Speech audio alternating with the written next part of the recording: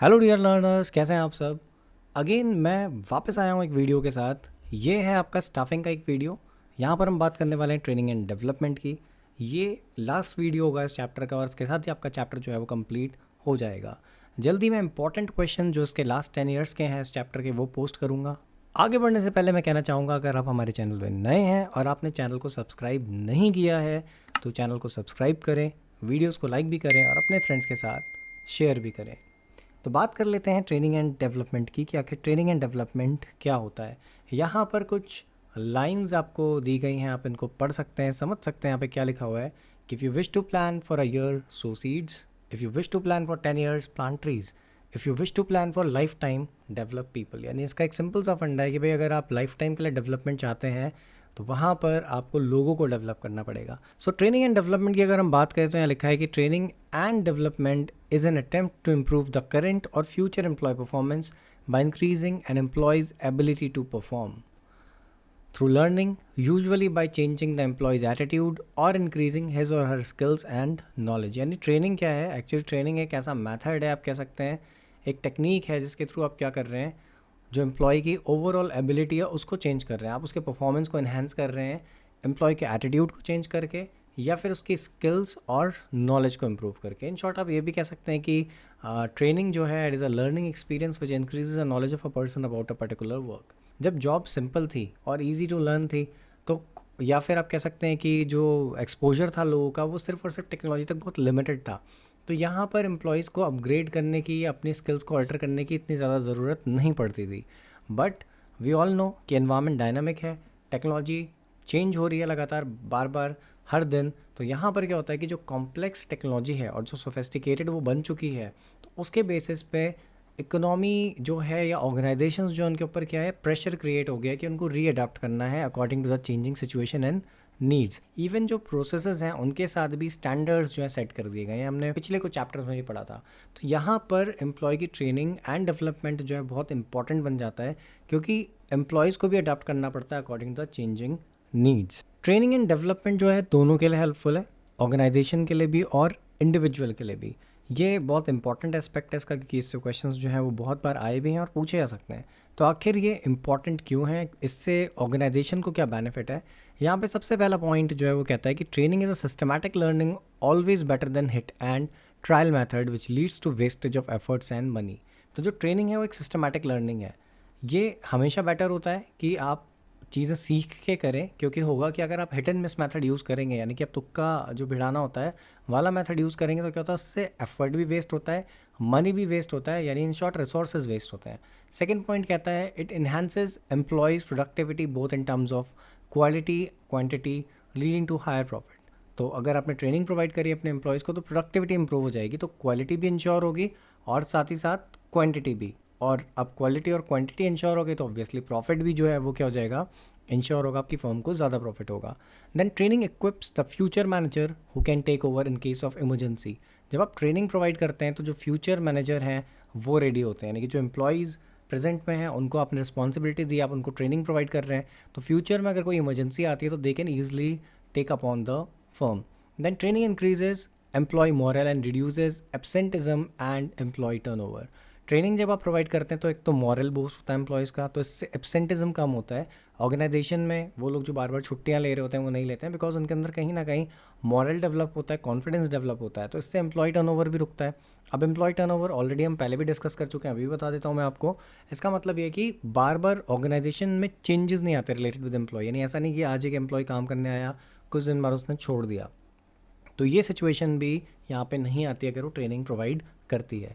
Next point या benefit ये है कि it helps in obtaining effective response to fast changing environment. तो चाहे वो आपका इकोनॉमिक एनवायरनमेंट हो, चाहे वो आपका टेक्नोलॉजिकल एनवायरनमेंट हो, वहाँ पे जो भी चेंजेस आ रहे हैं उनके साथ ईजिली आपकी ऑर्गेनाइजेशन जो है वो एडजस्ट कर पाती है। ये तो ऑर्गेनाइजेशन के बेनिफिट्स थे। अब आखिर एम्प्लॉय को क्या बेनिफिट मिलते हैं। सबसे पहली चीज़, improved skill and knowledge due to training leads to better career and of the individual.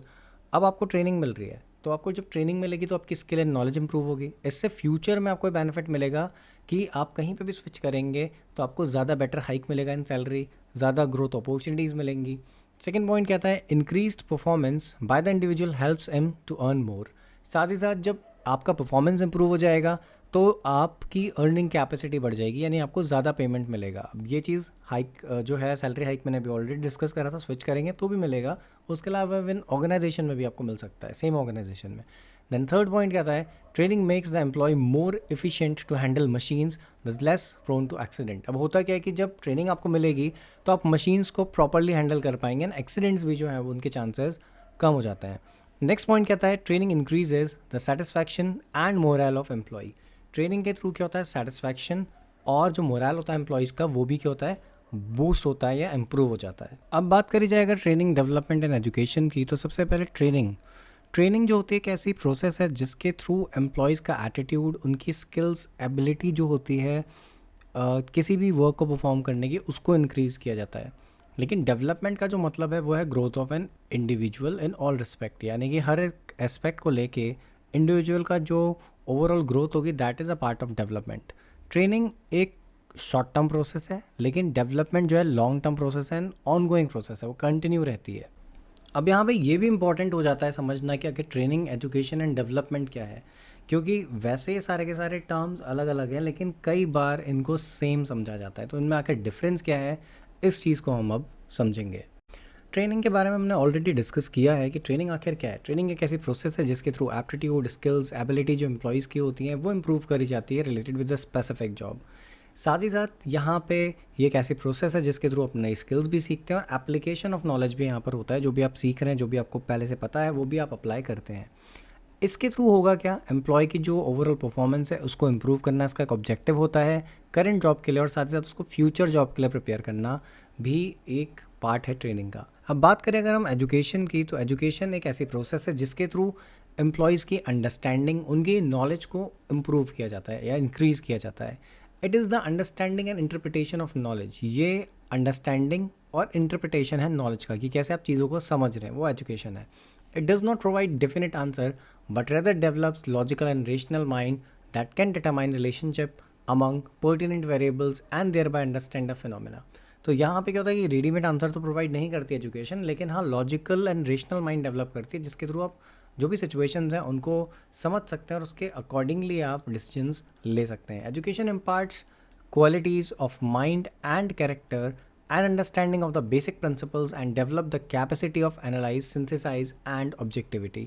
तो यहाँ पर ये सारी चीज़ें जो हैं इन्वॉल्व हैं। Education is broader in scope than training. Education का स्कोप ज़्यादा बड़ा है ट्रेनिंग के कंपैरिजन।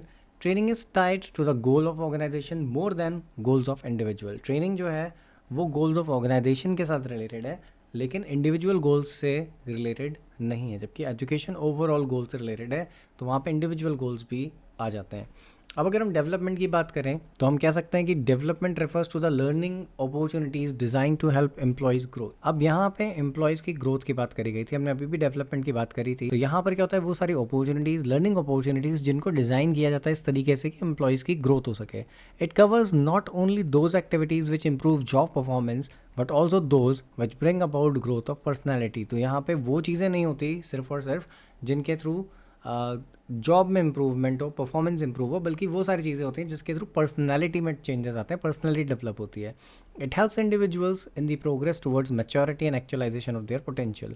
डेवलपमेंट में जो इंडिविजुअल्स होते हैं उनके पोटेंशियल्स को भी उनको रियलाइज़ करवाना, एक्चुअलाइजेशन होना, कि आपको बताया जाना कि भाई आपकी कैपेसिटीज़ ये हैं, you can do this much thing, आप ये कर सकते हो, और आपको डेवलप करना, that is a part of development.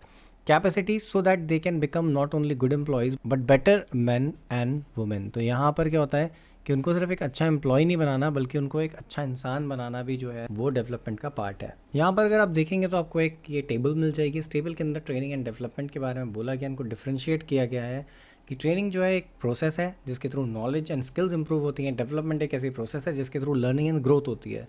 Training जो है it enables the employee to do the job better, यानी कि जो भी काम वो कर रहे हैं उसको अच्छे तरीके से कर सकते हैं। जबकि डेवलपमेंट जो होता है वो ओवरऑल ग्रोथ में हेल्प करती है। ट्रेनिंग जॉब ओरिएंटेड प्रोसेस है, जबकि डेवलपमेंट जो है वो करियर ओरिएंटेड प्रोसेस है। बात कर लेते हैं ट्रेनिंग मेथड्स की। ये भी एक इंपॉर्टेंट टॉपिक है।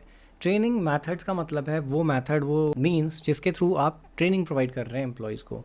तो यहाँ पे इनको 2 कैटेगरीज में रखा गया है, एक है ऑन द जॉब एंड दूसरी होती है ऑफ द जॉब मेथड।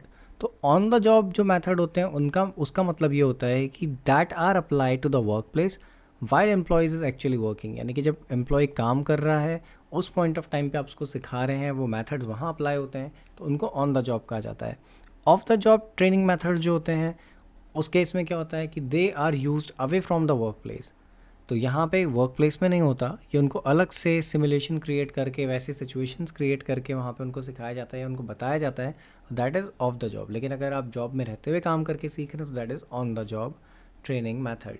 यहाँ पे लिखा है the former means learning while doing, while the latter means learning before doing. यानी कि जो आपकी ऑन द जॉब ट्रेनिंग है वहाँ पे लर्निंग बाय डूइंग है, आप सीख रहे हैं काम करते करते। लेकिन ऑफ द जॉब का मतलब है कि पहले आप सीख रहे हैं और फिर आप काम कर रहे हैं। अब अगर हम on the job training methods की बात करें तो उसमें सबसे पहले आता है अप्रेंटिसशिप ट्रेनिंग प्रोग्राम्स या अप्रेंटिसशिप प्रोग्राम्स। तो आप सभी ने अप्रेंटिसशिप के बारे में सुना होगा। यहाँ पे डिफाइन करा गया है कि भाई अप्रेंटिसशिप प्रोग्राम्स ऐसे होते हैं जहाँ पे ट्रेनी जो होता है वो होता है under the guidance of master worker. एक वर्कर होता है जो कि काफ़ी स्किल्ड होता है, आप कह सकते हैं, उसको नॉलेज होती है, उसके अंडर में उस ट्रेनिंग को रखा जाता है और वो उसको सारी चीज़ें सिखाता है। These are designed to acquire a higher level of skill. ये इसलिए डिज़ाइन करी जाती है ताकि हाई लेवल ऑफ स्किल आप सीख सकें। People seeking to enter skilled job to become for example plumber, electrician, iron workers, उनको अप्रेंटिसशिप प्रोग्राम जो है वो करना होता है। इस केस में क्या होता है, यहाँ पर एक फिक्स टाइम ड्यूरेशन होता है जितनी अप्रेंटिसशिप उनको करनी है। यहाँ पे आप देख सकते हैं लिखा भी है कि these apprentice are the trainees who spend prescribed amount of time working with the experienced guide. यानी कि वो बंदा जिसके अंडर वो काम कर रहे हैं, जिसको हमने यहाँ पे मास्टर वर्कर बोला है, उसके अंडर उनको काम करना होता है एक फिक्स ड्यूरेशन के लिए। अब यहाँ पर क्या होता है कि यूनिफॉर्म जो पीरियड है ट्रेनिंग का वो रखा जाता है। तो चाहे वो स्लो लर्नर हो या फास्ट लर्नर्स हो, उन सबको एक साथ रखा जाता है और एक साथ ही उनको सिखाया जाता है। लास्ट में लिखा भी है कि स्लो लर्नर्स में रिक्वायर एडिशनल ट्रेनिंग। तो अगर ऐसे लोग हैं जिनको कि टाइम लग रहा है चीज़ों को सीखने में, तो उनको एडिशनल ट्रेनिंग भी जो है वो प्रोवाइड यहाँ पे करी जा सकती है। देन नेक्स्ट आपका आता है कोचिंग। एक मेथड कोचिंग भी होता है जहाँ पर सुपीरियर जो होता है वो इंस्ट्रक्शंस के थ्रू गाइड करता है ट्रेनीज़ को। द कोच और counsellor sets mutually agreed upon goals, suggest how to achieve these goals, periodically reviews the trainees progress. अब होता क्या, यहाँ पर म्यूचुअल अंडरस्टैंडिंग के बेसिस पे भी कुछ गोल सेट करे जाते हैं। यानी फॉर एग्जांपल आपके पास कोई आया ट्रेनिंग के लिए, कोचिंग के लिए, आपने क्या किया, अग्री किया उसके साथ, डिसाइड करे कुछ गोल्स, और उनको अचीव करने के लिए आप उसे बता रहे हैं कि कैसे वो उन गोल्स को अचीव कर सकता है, और पीरियोडिकली आप उसे रिव्यू भी करते रहते हैं कि उनकी प्रोग्रेस क्या है। और साथ ही साथ इन केस अगर आपको लगता है कि कुछ चेंजेस आर रिक्वायर्ड, तो आप उनको गाइड भी करते हैं so that their behaviour and performance can change. The trainee worker works directly with a senior manager and the manager takes full responsibility of the trainee's coaching. यहाँ पर क्या होता है, डायरेक्टली सीनियर मैनेजर या manager के साथ वो काम करता है और वही मैनेजर उसकी रिस्पॉन्सिबिलिटी भी लेता है उसकी पूरी कोचिंग की, कि वो उसको सिखाएगा। Classically, the trainee is being groomed to replace the senior manager and relieve him from some of his duties. तो जनरली ये अगर क्लासिकल अप्रोच में चलें तो ऐसा इसलिए किया जाता था ताकि वो जिस पर्सन को ट्रेनिंग दे रहा है मैनेजर, वो उसको फ्यूचर में रिप्लेस करेगा और इवन करंट सिनेरियो में वो उसकी कुछ वर्कलोड को कम करेगा। जैसे कि आप समझ सकते हैं कि वो डेलीगेशन करेगा अपने वर्क का। That is this gives a chance for a trainee to learn the job also. तो यहाँ पे होगा क्या, इससे उसको एक चांस मिल जाता है ट्रेनी को कि वो पूरा का पूरा काम सीख सकता है कि उसको काम कैसे करना है। देन नेक्स्ट इसमें आता है इंटर्नशिप ट्रेनिंग। इंटर्नशिप की बात हमने अभी ऑलरेडी करी थी। इंटर्नशिप में क्या होता है, it is a joint programme of training in which educational institutions and business firms cooperate. तो ये एक टाइप का ऐसा प्रोग्राम होता है जहाँ पर जो आपके कॉलेजेस होते हैं या एजुकेशनल इंस्टीट्यूशंस होते हैं वो टाई अप करते हैं विद कंपनीज और उनके साथ मिलके इस काम को करते हैं। Selected candidates carry on regular studies for the prescribed period. They also work in some factory or office to acquire practical knowledge and skill. तो यहाँ पे क्या होता है, पढ़ भी रहे होते हैं बच्चे और साथ ही साथ उस टाइम ड्यूरेशन के लिए वो क्या करते हैं, उस फैक्ट्री में या उस ऑफिस में जहाँ पर भी टाई अप होता है वहाँ पे जाके काम भी करते हैं ताकि उनको नॉलेज और स्किल्स उनके अंदर जो है वो डेवलप हो पाए। उसके अलावा नेक्स्ट आपका जो मेथड है वो है जॉब रोटेशन। जॉब रोटेशन का मतलब होता है it's a kind of training which involve shifting the trainee from one department to another or from one job to another. ये एक टाइप का ऐसा प्रोग्राम है जिसके थ्रू या मेथड है जिसके थ्रू जो ट्रेनी होता है उसको एक जॉब से दूसरी जॉब में शिफ्ट किया था। जैसे बैंक में होता है कि अगर आपने कैशियर है तो आपने उसको एक दिन कैश काउंटर पर बैठाया, एक दिन आपने किसी और डिपार्टमेंट में बैठा दिया, तो उससे क्या होगा, उसको सारे टाइप की नॉलेज हो जाएगी, हर एक डिपार्टमेंट की नॉलेज हो जाएगी कि कैसे उस डिपार्टमेंट में वर्क हो रहा है। इससे फ़ायदा क्या होगा कि ब्रॉडर अंडरस्टैंडिंग होगी, जो फंक्शंस है बिजनेस के वो, ऑर्गेनाइजेशन के जो फंक्शंस हैं वो, तो उससे फ्यूचर में भी उसके जो ग्रोथ के चांसेस है वो भी बढ़ेंगे और ऑर्गेनाइजेशन को भी एक रेडीमेड मैनेजर जो है वो मिल जाएगा इन फ्यूचर अगर कभी इमरजेंसी आती है। और इससे एक बेनिफिट और मिलता है कि अगर आप इस मेथड को यूज़ करते हैं जॉब रोटेशन को, तो जब कभी भी ऑर्गेनाइजेशन को रिक्वायरमेंट होती है या उन्हें प्रमोशन करना होता है, रिप्लेसमेंट्स करने होते हैं, ट्रांसफ़र करने होते हैं, तो काफ़ी ईजी वो हो जाता है। एज इट इज़ आप यहाँ पे देख भी सकते हैं कि ये चीज़ यहाँ पे मेंशन करी गई है। अब बात करते हैं of the job training method की, या फिर करने से पहले, यानी उस काम को करने से पहले जब आप सीख रहे हैं, that is called off the job method. तो इसमें क्लासरूम लेक्चर्स हैं, कॉन्फ्रेंसेज हैं। तो लेक्चर या कॉन्फ्रेंस जो होता है एक ऐसी अप्रोच है जिसके थ्रू आप क्या करते हैं, specific information, rules, procedure, method जो है कन्वे करते हैं। यहाँ पर आप ऑडियो विजुअल्स यूज़ कर सकते हैं, डेमोन्स्ट्रेशन कर सकते हैं और एक फॉर्मल क्लासरूम प्रेजेंटेशन दे के भी जो ट्रेनीज़ हैं उनको बता सकते हैं। तो इससे क्या होता है कि उनको सारे रूल्स, रेगुलेशन या जो भी आप मैसेज कन्वे करना चाहते हैं वो पता चल जाता है। देन सेकंड आपका जो मेथड है वो है फिल्म्स। तो अगेन ये वीडियोस हैं या मूवी के फॉर्म में, डॉक्यूमेंट्री, कुछ भी हो सकता है। ये भी आप दिखाकर जो स्किल्स हैं उनको पास ऑन कर सकते हैं टू द एम्प्लॉयज़ या ट्रेनी आप जिन्हें कह सकते हैं, कि उनको ट्रेन करते टाइम। इससे भी उनको बेनिफिट मिलता है कि उनको इससे देखने को, समझने को, सीखने को बहुत सारी चीज़ें मिलती हैं। इसके अलावा केस स्टडी है।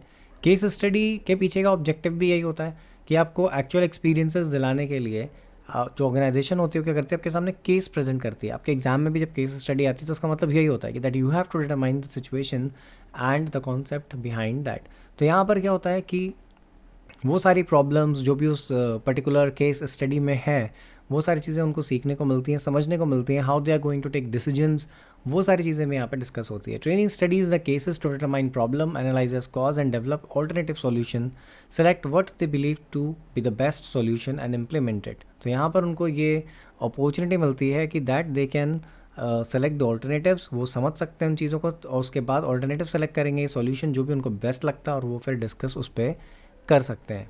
देन फोर्थ पॉइंट है कंप्यूटर मॉडलिंग। कंप्यूटर मॉडलिंग भी एक नई टेक्निक है जो कि काफ़ी टाइम से यूज़ हो रही है।